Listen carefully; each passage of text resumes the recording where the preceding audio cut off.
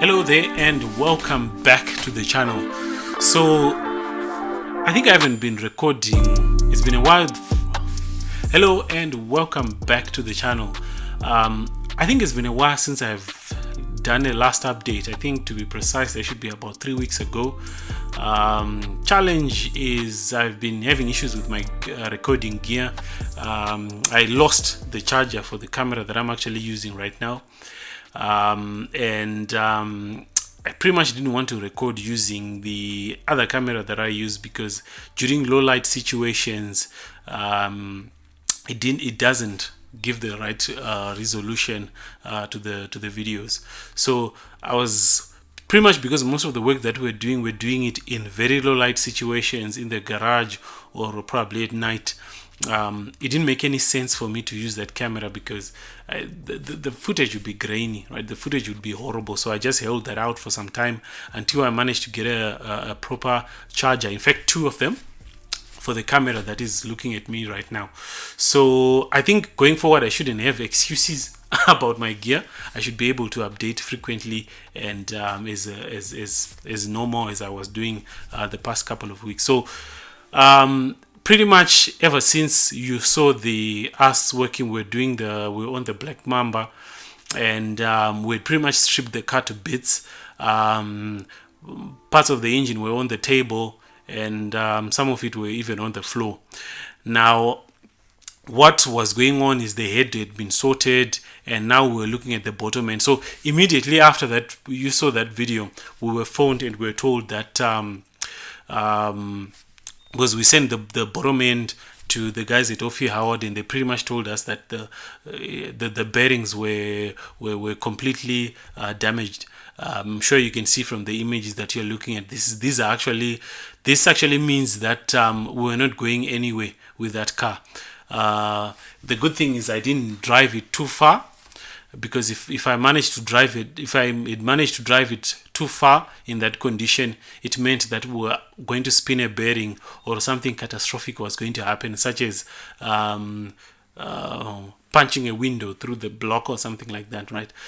So I'm pretty stoked about the fact that whilst we ended up having to tear the whole thing from that coolant which was being pushed out, this ended up being a nightmare, which is well worth it, because we managed to even see some issues which, if it wasn't for that problem, we wouldn't have managed to see all those issues. So pretty much we then ended up buying a brand new oil pump for the vehicle, because I wasn't sure about that oil pump anymore. The fact that sometimes, even from the last time I started the car, I saw the oil light taking longer to actually switch off. So to me, I just felt like something is off with that pump, and I just wanted a good place to start, a good starting point. And I just said, buying a brand new water pump, buying a brand new oil pump would probably be the best.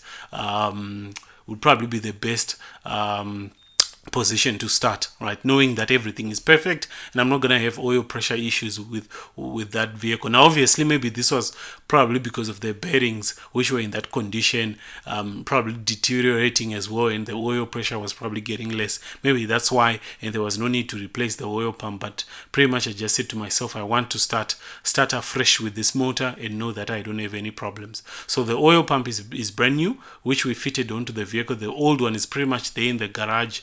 We're probably gonna fiddle it, open it up, and probably see what we can see inside. But that's pretty much where we are at. And in terms of it seems as if, as I was saying, that every time I was working on this car, there was some kind of it was as if I'm opening a can of worms. Every time I'm working on it, there's something new, something surprising that I was always going to come across. And indeed, something was I was surprised, especially when I took out the the crankshaft gear. Now pretty much that gear is very important because it's the one that is responsible for telling the ECU when to the exact position of the cylinders, so that it fires an ignition event, so that it fires an injection event, a fuel injection event. So when we took off the crankshaft gear, we noticed that one of the tooth was broken. Now you have to be careful when you're removing these crankshaft gears, because the teeth are not so strong. So if you use some kind of tool which to try to pry it off the block, or try to pry it off the crankshaft, you might actually break it. And I think this happened because evidently the people who owned this car may have tried to take this thing apart at some time, and maybe they broke that and they had to weld it and grind it, as you saw. So we ended up just taking from the Toyota Bravis. Now the Toyota Bravis had the 1JZ that you saw us taking off from the previous video. And pretty much we've harvested a lot of parts. Like I said before, we've harvested a lot of parts. Even the flywheel actually came from the not the flywheel, the crankshaft pulley, the main crankshaft pulley in front. We actually harvested it from the Toyota Bravis, and this time we also took again the crankshaft gear that's responsible for triggering injection events. So we did that, and after we have done that, we're confident that we've got something that is perfect, that we've fit on the vehicle. And I think even how it fires, we should see an improvement. That's the belief that I had. So pretty much those are the notable things that we saw. And when we collected the block, we just cleaned it up, and then we attached the head and installed the motor onto the vehicle. That's pretty much what we did, and we did that at night. So now the vehicle pretty much starts, the vehicle pretty much drives. The video that you saw was the first time that we actually started it, and I'm pretty stoked. Today I actually drove it 100 kilometers, just so that I'm trying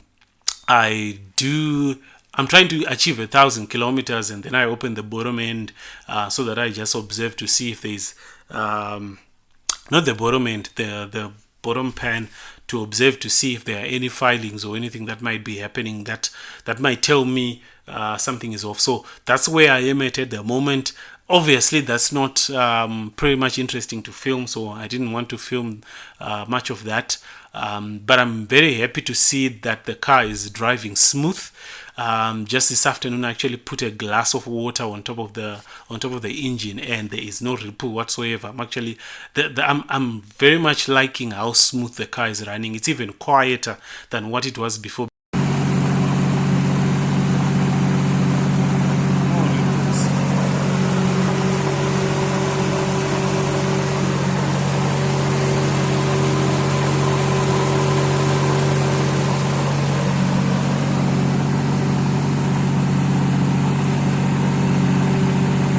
Before it was sounding not that it was bad, but it was a bit rough compared to what it is now.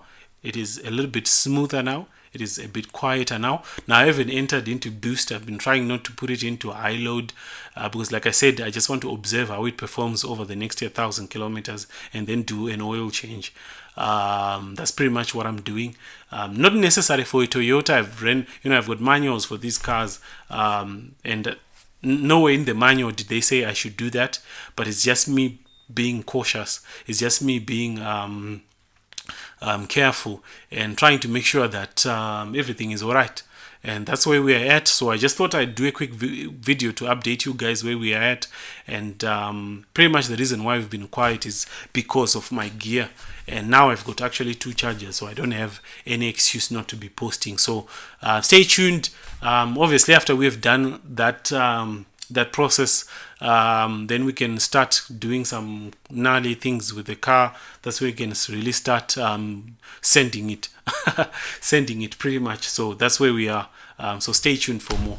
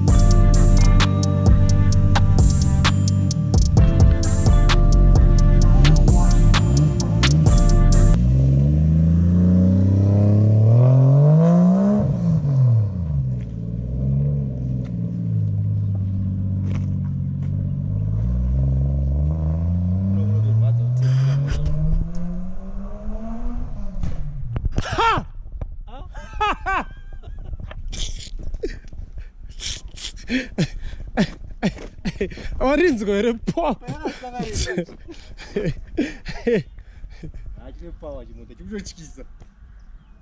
Shit. I'll tell the no safety car. No daily run. No safety car.